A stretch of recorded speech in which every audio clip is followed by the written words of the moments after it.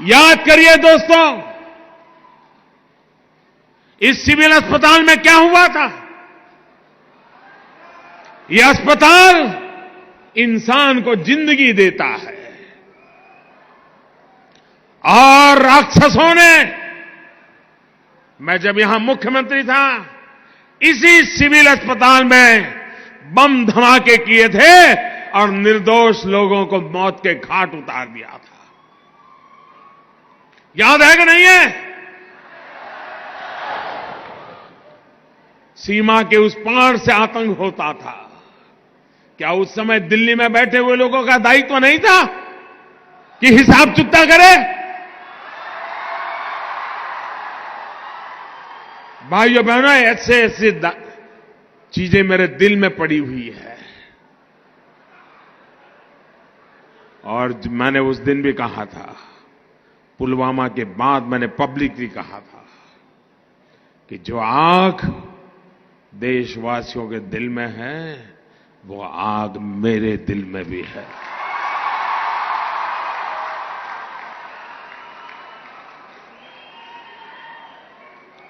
अगर उस समय सरकार में दम होता तो अहमदाबाद की सिविल अस्पताल में निर्दोषों की जान लेने वालों को वहां जाकर के भी हिसाब चुकता कर देते। भाई, मुंबई में 26/11 हुआ, निर्दोष लोगों को मौत के घाट उतार दिया गया, और हम कुछ दिन के बाद चलो अब ठीक हो गया, सब लोग काम पे लग गए। आप मुझे बताइए दोस्तों, आतंकवाद के खिलाफ लड़ना चाहिए कि नहीं लड़ना चाहिए? आतंकवाद को जड़ मूल से उखाड़ना चाहिए कि नहीं उखाड़ना चाहिए? आप मुझे बताइए, कौन पार्टी है जो ये काम कर सकती है?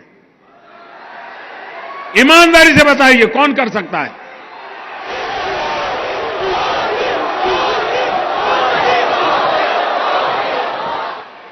हम एक तरफ गलत करने वालों को सजा दे रहे हैं, तो वहीं ईमानदारी से काम करने वालों का सम्मान भी कर रहे हैं। और भाइयों बहनों, मैं आज अहमदाबाद की धरती पर आया हूं और सिविल अस्पताल में आया हूं, तो वो दृश्य मैं भूल नहीं सकता हूं। और इसलिए मैं आपको कहना चाहूंगा, 7वें पाताल में होंगे उनको भी मैं छोड़ने वाला नहीं हूं।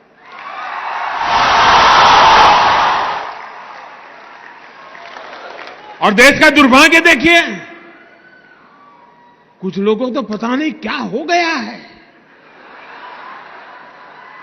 आज पाकिस्तान के अखबार की हेडलाइन देख लीजिए, भारत के नेताओं जो बयानबाजी करते हैं वो पाकिस्तान के न्यूज पेपर की हेडलाइन बन जाती है। ऐसे नेता ऐसी बातें करते हो जो पाकिस्तान के टीवी पर दिखा रहा है, पाकिस्तान की पार्लियामेंट में चर्चा हो रही है। क्या ये देश हित का काम है क्या? आप ऐसी बात बोलोगे जिसे पाकिस्तान तालियां बजाए? अरे देश की जैन सेना ने पराक्रम किया है, देश की सेना ने हिम्मत दिखाई है, और मैं दोस्तों इंतजार लंबा नहीं कर सकता।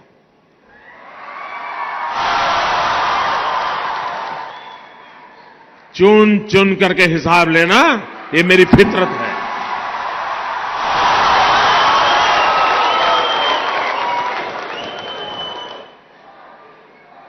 कब तक निर्दोष लोगों को मारने देंगे?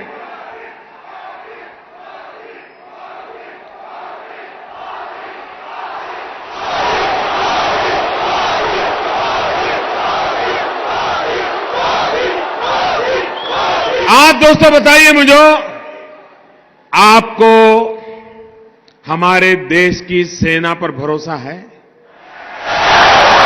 उनकी बातों पर भरोसा है? वो जो कहते हैं उस पर आप विश्वास करते हैं? सेना जो कहे उस पर मुझे विश्वास करना चाहिए? सेना जो कहे उसको मुझे मानना चाहिए? लेकिन कुछ लोग हैं जिनको सेना की बात भी पसंद नहीं थी, अरे मोदी की बात मत मानो भाई, मैं नहीं कहता हूं, मेरी बात मानो। कम से कम सेना पर तो अविश्वास मत करो। उनके पराक्रम पर तो दाग मत लगाओ। वो जान की बाजी लगा करके खेलता है, वो देश के लिए मर मिटने के लिए निकलता है और सफल होकर के आता है, तो आपकी नींद हराम हो जा रही है। और मान लीजिए ये हमारे सेना के लोग गए थे और मान लीजिए वहां कुछ हमारी योजना के हिसाब से ना हुआ होता और कुछ उल्टा हो गया होता, तो ये लोग क्या करते? क्या करते मुझे बताइए? किसका इस्तीफा मांगते? किसका इस्तीफा मांगते? क्यों भाई? मतलब राजनीति आप कर रहे हो, अब सफल हो गए तो चिल्ला रहे हैं कि मोदी ने तो आर्मी का नाम ही नहीं देना चाहिए, जय जवान जय किसान भी नहीं बोलना चाहिए। क्या देश की सेना के जवानों का गौरव करना चाहिए कि नहीं करना चाहिए? उनका सम्मान करना चाहिए कि नहीं करना चाहिए? लेकिन इनके पेट में दर्द हो रहा है।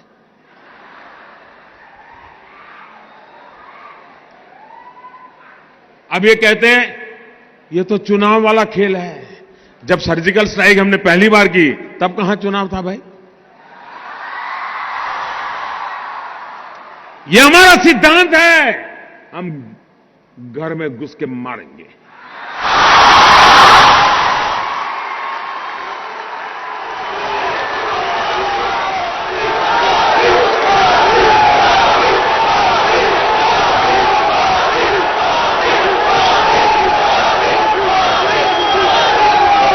कोई देश ऐसी असहाय अवस्था में नहीं रह सकता है।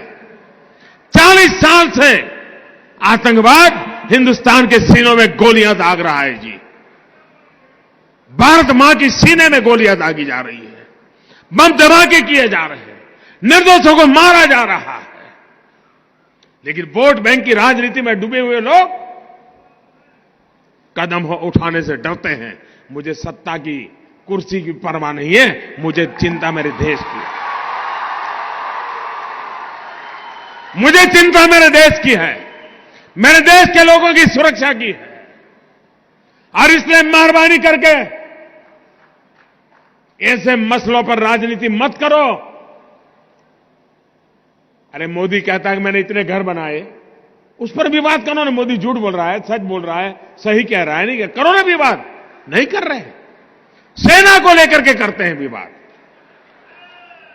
मैं कहता हूं मेट्रो रेल लाया, आपको कहना होगा कि चलो नहीं लाया, मोदी झूठ बोल रहा है। करो विवाद, कौन मना करता है भाई?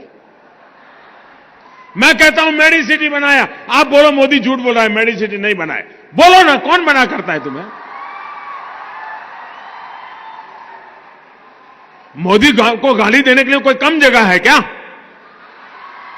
पूरा मैदान खाली पड़ा है और मोदी को कोई इतराज नहीं है। सेना को क्यों गाली देते हो?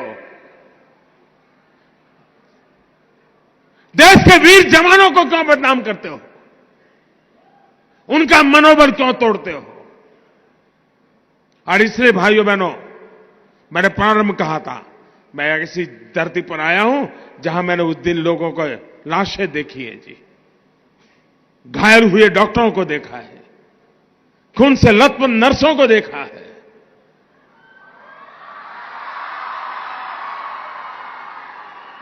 इसलिए मैंने कहा था मैं यहां आया हूं, खुल करके बोलूंगा।